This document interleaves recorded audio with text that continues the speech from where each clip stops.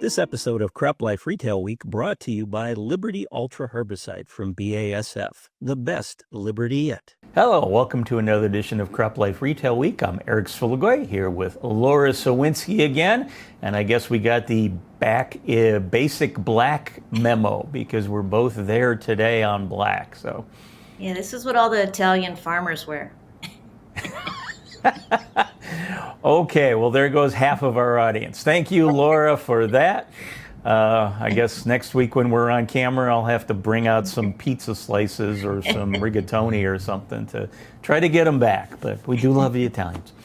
So, hey, what's going on there in Texas weather-wise? I know here in the Midwest we're getting a fair amount of rain the last couple of days, which is probably it'll kind of tease one of the things I want to talk about here in a moment. But how about you in El Paso? Are the dust storms finally over?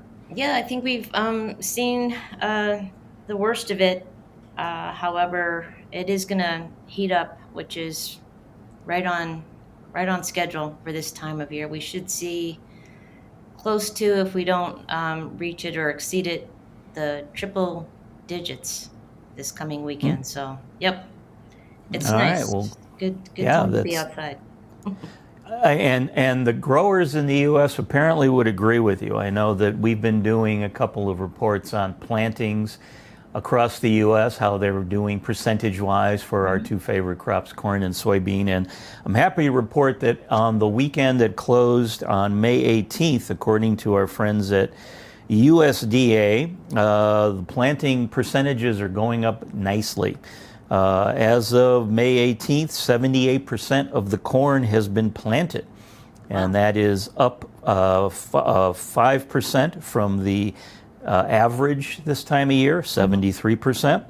And for soybean, it's 66% of the soybean has now been planted in the U.S., and that's up 13% from the 5-year average of 53%. So, again, I know we were saying a little while back when we reported on this, things were kind of running around average for those two crops, but now we're above average, so that is not a bad thing, and the weather's been cooperating. That's great. That's great news, definitely.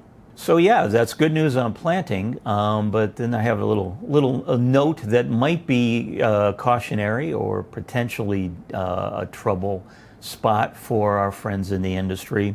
Of course, you've probably heard about the Make America Healthy Again initiative, and I guess there's a commission out there for this group, and they're getting ready to release a report on the health of America. And supposedly, from what our friends in agriculture are hearing, it might not be overly flattering to U.S. farmers and their production methods. So we got a note from our friends at the American Soybean Association and National Corn Growers Association and the National Association of Wheat Growers, along with a few others. Basically, they put out a statement sort of in anticipation of this report coming out. And they said that despite the efforts of many of our organizations to work with the Commission to provide factual information about America's food production, we have heard disturbing accounts. The Commission report may suggest U.S. farmers are harming Americans through their production practices, leading directly to our chronic disease crisis. So again, these associations are putting this report out now, this statement, in anticipation the report might not be overly flattering to U.S. farmers, and they're hoping that perhaps they'll be wrong and that the final report will not be blaming U.S. agricultural practices for some of these health issues that we see. That was actually a topic of discussion during the recent CPDA's Adjuvants Innards conference in Florida. A lot of people are concerned about that. So, yeah, definitely an item to watch. Yes, we will keep an eye on that. And of course, when the report comes out, we'll read it and we'll give you, our viewers, a synopsis of what it actually said, positive and negative. So hey, before we go on, let's take a brief pause to hear from our sponsor. After 30 years in the market, Liberty Herbicide was ready for an upgrade. BASF is proud to deliver the best Liberty herbicide yet. We took an important tool for farmers and made it better. A better Liberty herbicide for tougher weeds on the best farms. Liberty Ultra Herbicide, powered by Gluel technology from BASF.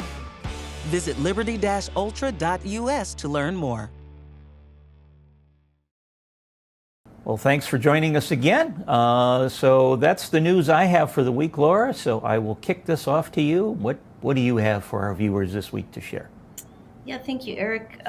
Some good news for Solutions, a company that we're very close with. Happy to see this announcement. Press release came out on May 13th. Solutions is expanding their distribution through a partnership with the Andersons. The expansion with the Andersons secures the Andersons as a distributor for the 2026 crop year, making a major step forward for Rhizosorb, which is the next generation of phosphorus fertilizer technology, more accessible to row crop producers. The agreement aligns and strengthens Solutions' mission to deliver efficient and sustainable fertilizer solutions and supporting growth in key markets. Hunter Swisher, CEO of Solutions, said, "We are thrilled to expand our partnership with the Andersons through this distribution agreement. Their trusted presence in the Midwest and longstanding commitment to innovation in ag make them an ideal partner as we scale Rhizosorb across the U.S." So this actually is a big deal. This is a big milestone for Solutions. Congratulations to them. They've also hired Tim Mahoney, who was recently appointed as VP of Business Development at Solutions.